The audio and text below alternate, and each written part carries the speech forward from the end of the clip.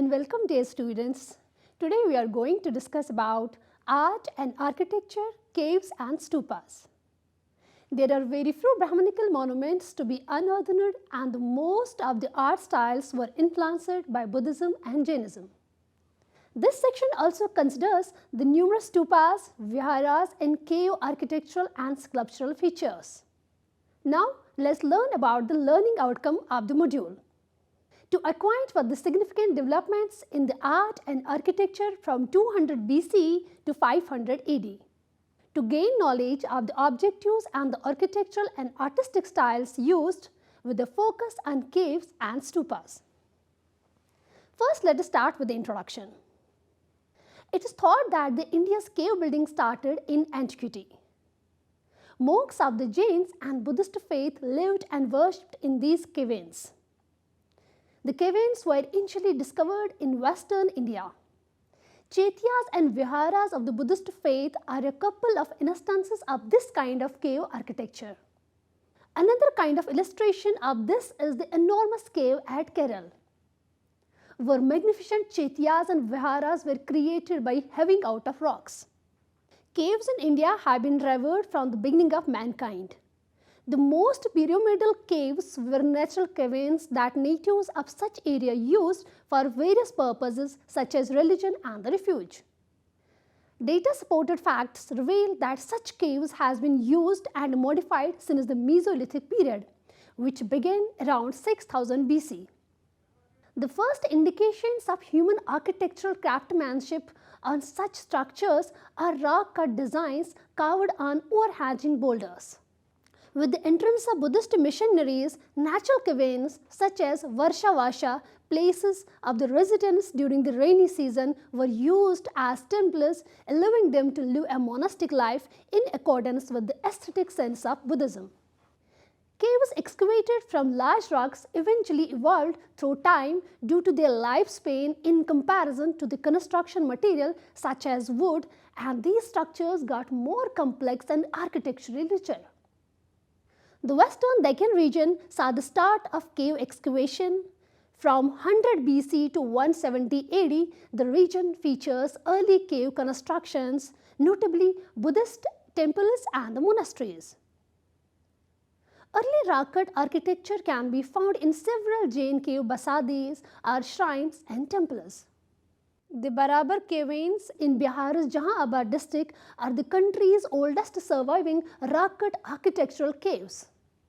Rock-cut Hindu and Buddhist sculptures may be seen in these caverns, many of which dates back to 3rd century BCE during the rule of Mauryan Empire, which begins around 322 to 185 BCE. More early cave temples that displays cave buildings may be found in the Maharashtra, including the Bajha caves from the 2nd century BCE, the Bitsa caves from the 1st century BCE, and the Karla caves from the 2nd century BCE to 5th century AD. Dear students, let's now talk about the different types of the caves. Caves in India are typically connected with 3 different religions, namely Buddhism, Hinduism and Jainism, and exhibit architectural variations according to the religion. Dear students, let's now talk about the Buddhist caves. The ancient Buddhist caves contain some of the finest examples of the cave building. The majority of the approximately 1200 surviving cave temples are Buddhist. The Western Ghats geography, which includes deep ravines, jagged rocky outcrops, and the horizontal basalt hilltops, naturally drew Buddhist monks to the area, where they used caves as shelters and shrines. The earliest Ajanta caves, which dates back to the 2nd century BCE, as well as the Kanheri caves, which were excavated out of a massive basaltic rock outcropping during the 1st and 2nd century BCE, were both occupied by Buddhist monks from 200 BC to 650 AD. These caves are located inside the forest of Sanjay Gandhi National Park in Maharashtra. The Karla caves, the Kanheri caves, the Bajha caves, the Bitsa caves and the Ajanta caves are some of the earliest caves containing cave temples connected to the Buddhism. The ideology of Buddhism supports association with trade and commerce, and the early contact with traders may have motivated Buddhists to site their monastery centers near important commercial routes. Thus, all Buddhist caves are found close to significant commercial routes and have long served as rest stop for numerous traveling merchants. The interiors of the caverns increasingly got more complex as commissioned by some of these affluent traders. These included dividing up space for distant uses such as the viharas and chaityas, and adorning the spaces with exquisite carvings, reliefs and the paintings. Some caverns also included ornated pillars, arches and facades. The chaityas and viharas of Buddhist provides an illustration of early cave architecture. The chaityas or cave shrines were used for congregational worship, while as the viharas served as the monk's home. One may walk around the stupa in the Garbhagriha thanks to the pillared circular heart carved out of rock. Dear students, let's now talk about the Hindu caves. The Hindu caves, which may be seen in many locations throughout India, are essentially Buddhist cave architecture with a few modifications made to fit Hindu traditions and practices. These caverns were located between the 4th and 8th century AD. The buildings feature imagery from famous Hindu epics like the Mahabharata and the Ramayana. The presence of mandapa and the ratha, which also means chariots, both of which were developed during the Dravidian era, are the most notable characteristics of Hindu cave architecture.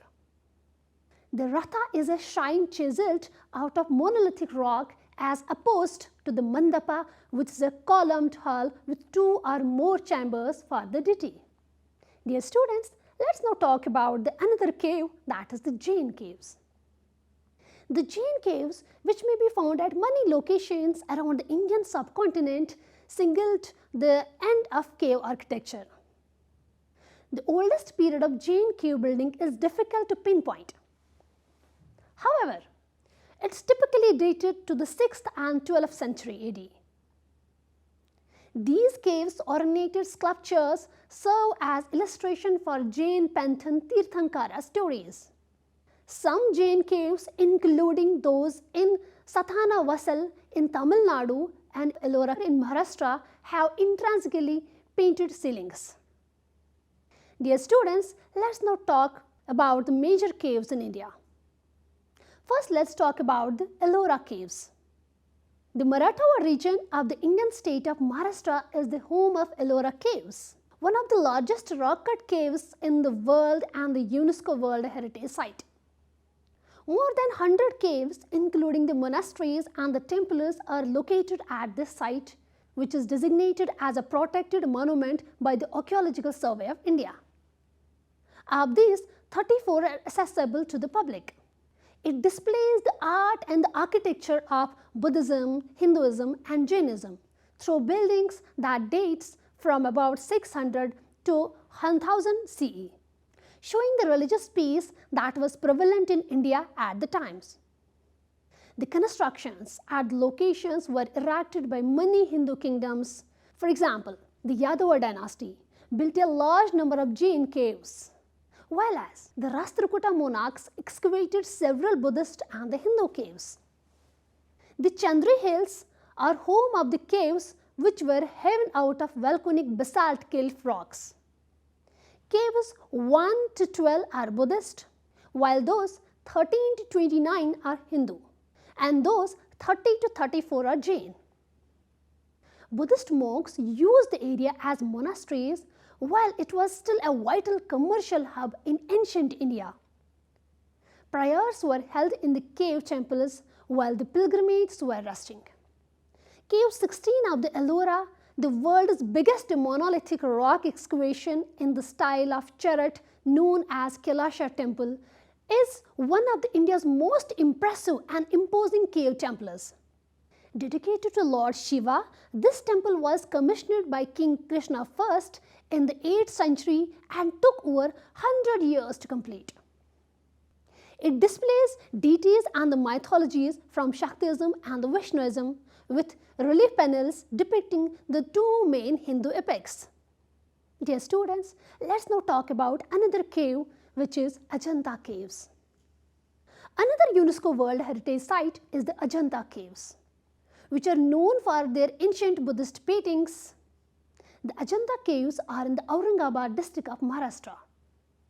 The site contains 29 Buddhist cave monuments dug out of the rocks that date from 2nd century BC to approximately around 650 CE, and features brilliant rock-cut sculptures and the murals. The site contains ancient Buddhist monasteries known as viharas and worshipping place known as chaityas. Fine paintings and the sculptures are Buddhist deities, scenes from the Jataka stories, and the depiction of Lord Buddha's previous lives and the rebirth may be found in the caverns. The majority of the ancient wall murals currently extant in India are found in the caves 1, 2, 16 and 17 in particular. Textual evidences suggests that pilgrims and merchants from ancient India visited this location as a resting point, while the monks used it as a refuge during the rainy season. Currently, this location is designated as being protected by the Archaeological Survey of India. Dear students, let's now talk about another cave, which is Elephanta Caves. This site has 2 Buddhist caverns and the 5 Hindu caves that dates from 5th to 8th century and were hewn out of the solid basalt rock. It's located on the Elephanta Island close to the Mumbai in the Indian state of Maharashtra. The Shiva Hindu religion is symbolized by the rock-cut sculptures at the site's Hindu caves, which are dedicated to Lord Shiva. The largest cave at this location is Cave First, sometimes which is referred to as the Great Cave of Elephanta. It's renowned for its exceptional sculptures that illustrate the progressively sophisticated Brahmanical rock-cut architecture. This site is currently looked after by the Archaeological Survey of India and is a UNESCO's World Heritage Site. Dear students, let's now talk about the Karla Caves. The Karla Caves, also known as Karla cells or the Kerli Caves, are a group of age-old Buddhist cave temples dug out of the rocks near Kerli, Maharashtra. These constructions dated from 2nd century BC to 5th century AD, with the earliest being hewn in 160 BC. The main cave of this site contains one of India's largest rock-cut chaityas, measuring 45 meters in length and 14 meters in height. The chaitya or the prayer hall is ornamented with a variety of vivid sculptures, including male, female, loin, elephant figurines, and among others. The arched entrance and the domed interior are distinguishing features of the caverns at this site, which is currently designated as a protected monument by the Archaeological Survey of India. Dear students, let's now talk about another cave known as Badhami Caves. The Badhami Caverns, located in Badhami, Karnataka, features Hindu, Jain and even Buddhist cave temples. These temples depict Indian rock-cut architecture, namely a temple construction architectural style known as Badhami Cholukya architecture that emerged between 5th and 8th centuries. This site is one of the earliest instances of Hindu temples. Finely etched sculptures, complex pillars, carved ceiling panels, and the ornamental brackets adorn the monument. Vibrant sculptures reflecting Hindu themes can be seen in Hindu cave temples such as Nataraja dancing Tando in Cave First and Trivikrama in Cave Second. Cave Third, the largest cave in the complex, has the most impressive carvings. It depicts legendary figures linked with the Lord Vishnu. Dear students, let's now talk about the significance of cave architecture. These caverns from the ancient and the medieval periods shows us many building styles from various periods and the religions. The cave relics motifs, murals, and the sculptures not only provide us with a wealth of information about those ancient times, but also gives us an impression of the various traditions, customs, lifestyles followed by the inhabitants. It also demonstrates significant achievements in structural engineering and the artistry of the times, attracting thousands of the tourists and the architectural enthusiasts all year. Dear students, let's now talk about the stupas.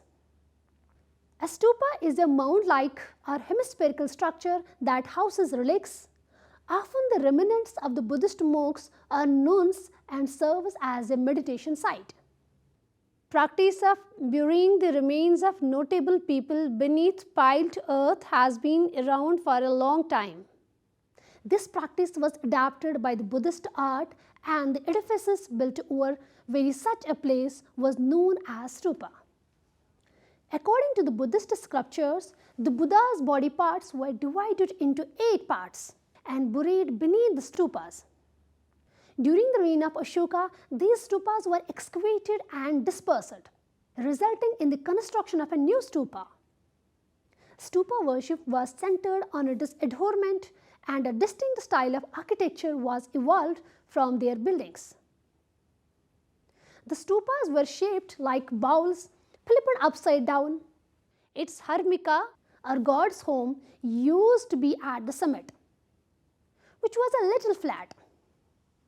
Urns containing the remains of Buddha or a prominent personality associated with the faith were put in a gold or silver casket. A wooden rod known as yashti was inserted in the center, with the bottom of the rod secured to the top of the stupa. On top of this rod were 3 little umbrella-shaped discs representing respect, veneration, and magnanimity. Since the beginning of Buddhism, circumambulation or pradakshina has been a significant ritual and devotional practice. Stupas are always surrounded by a pradakshina path. The original South Asian form consists of a sizable solid dome perched about a vertical slided drum or thalobet that often rests on a square foundation. The interior of the building is inaccessible. There might be walkways for circumambulation on the top of the base and on the ground underneath huge stupa. Large stupa frequently have or once had vidhika fence outside the path that round their base, notably at the torrent's entrance, which typically have 4. There was a narrow vertical elements at the top of the dome and 1 or more horizontal discs fanned out from it. If not repaired, these chatras or symbolic umbrellas would not have survived. The most well-known and well-preserved early stupa in India is the Great Stupa in Sanchi, Madhya Pradesh. Now, dear students, let's talk about the Sanchi Stupa. Sanchi, which is the most well-known stupa site in India, is situated around 14 kilometers from Vidisha. It features 3 stupas, each of which is surrounded by a gateway. However, the Great Stupa, which was initially built of the bricks during the reign of Ashoka, is the most well-known stupa. This later roughly doubled in circumference around 150 BC during the Sungha era. Stones were used in place of the Ashokan bricks and a vidhika was built around it. To make it more attractive, 4 gates, 1 in each direction, was installed. An inscription on the architrave of the southern gate reads, "This gate was provided by the king Satkarni, and the incision work was carried out by the people who worked with ivory." Stories from the Jatakas are depicted on the panels and the northern gate. The following is prominently displayed in the Sanchi reliefs among the other representations. Number 1, the Buddha's 4 major events of his life, which are his birth, knowledge attained, Dharmachakra Pravartan, and Mahaparinirvana. Number 2, there are several depictions of birds and animals like lions, elephants, camels, and oxens. A few of the animals are accompanied by a rider wearing thick boots and the coats. Number 3, the decoration has significant and exquisite carvings of lotus and wishing vines. Number 4, distinctive depiction of forest animals that give the impression that the entire animal kingdom has gathered to worship the Buddha. Dear students, let's now talk about the Barhat Stupa. This stupa was situated in Madhya Pradesh, 21 kilometers south of Satna. The main stupa building is no longer standing. The following are significant characteristics of these stupa buildings, the remnants of which are presently on display in Indian Museum in Calcutta and other museums. Gates, also known as torans, which are stone replicas of wooden gates. Extended from the gateways are the railings.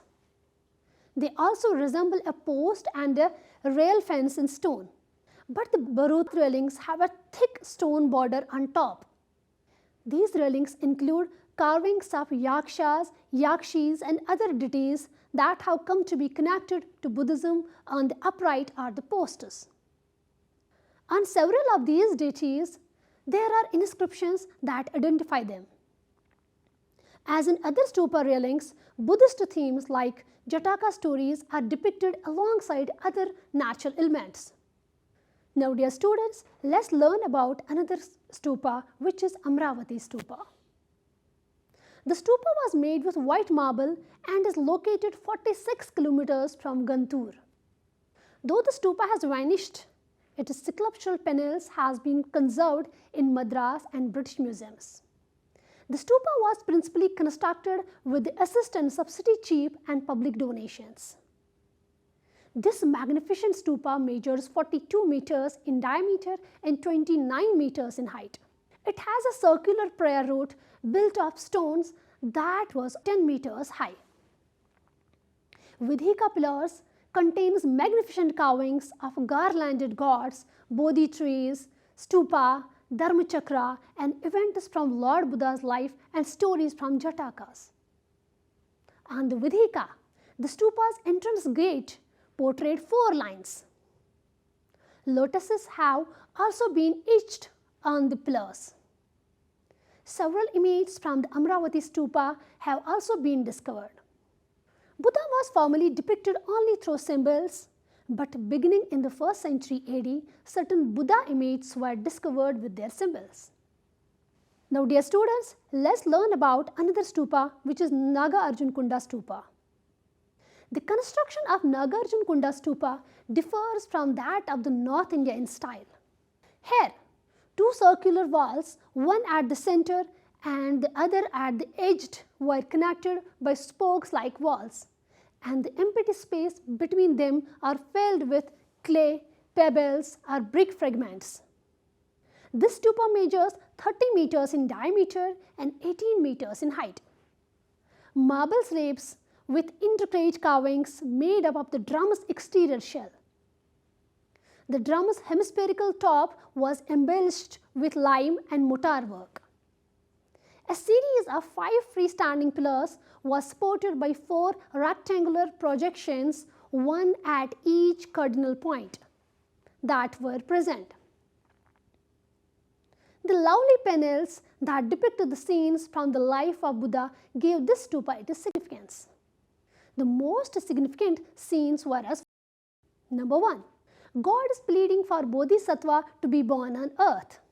Number 2, the white elephant appearance of the Buddha when he entered the womb.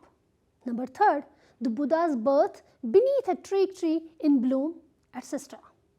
Now, dear students, let's learn about another stupa, which is Taxila Stupa. Excavations at Taxila and surrounding areas have revealed a number of stupas. The Chatra Topa Stupa at Taxila was unearthed by Sir John Marshall. The drum casing in this stupa was stone ornamented and adorned with figures of Bodhisattva. Excavations near Peshawar in 1908 revealed the existence of a stupa at Shahji Ki Deri. Kanishka built the stupa, which is mentioned in Fahin's memoirs. The sculptures and other works of art are in the Gandhara style. At Jindiyal, a stupa constructed in the Satyan Parthian style was discovered. A little silver casket with a gilded one inside that contains a relic bones was discovered nearby. Similar to this, several stupas have been discovered throughout the country. For instance, Mathura, which is the home of 2 stupas. In actuality, this was a time when the architecture of stupa began to take on a distinct styles, and the occurrence of similar elements in stupa from different geographical areas suggests that the skilled craftspeople who built the stupas and the exquisite artworks connected to them were mobile and frequently interacted with one another. Dear students, let's now discuss about chaityas and viharas. Before going to discussion about them, let's first understand the meaning of chaitya and vihara. A chaitya is a shrine cell that has a votive stupa in the center, while as viharas were originally carved out of the rocks to house monks. The majority of the important chaityas and viharas of this period were constructed in the western and the eastern region. In the western India, for example, they can be found in Bajha, Karla, Kondon, Nasik, Ajanta and Kanheri, among other places. Similarly, in the eastern India, Udhagiri, which is located in Orissa, is the main center of chaityas and viharas. The chaityas have the following general characteristics. They have a long rectangular hall that ends in a semicircle at the back. This great hall is divided internally into a nave, an apse and 2-sided aisles. 2 rows of pillars separate the aisles from the nave. As a result, we may conclude that throughout this time period, both architecture and sculpture attained a higher degree of maturity and artists created necessary work of art. Unfortunately, we do not know anything about these outstanding craftspeople. We have in their artwork but not their names. During this time, stone sculptures, both in relief and in the round, were massively produced. The artifacts surely provide insight into the social and economic life of the time. The inclusion of the Hellenistic and the Central Asian components in the Indian art of this period demonstrated how richer Indian culture developed via contact with other contemporary cultures. Dear students, it was all about today's lecture regarding the overview of art and architecture, caves and stupas. Hope you have enjoyed the lecture.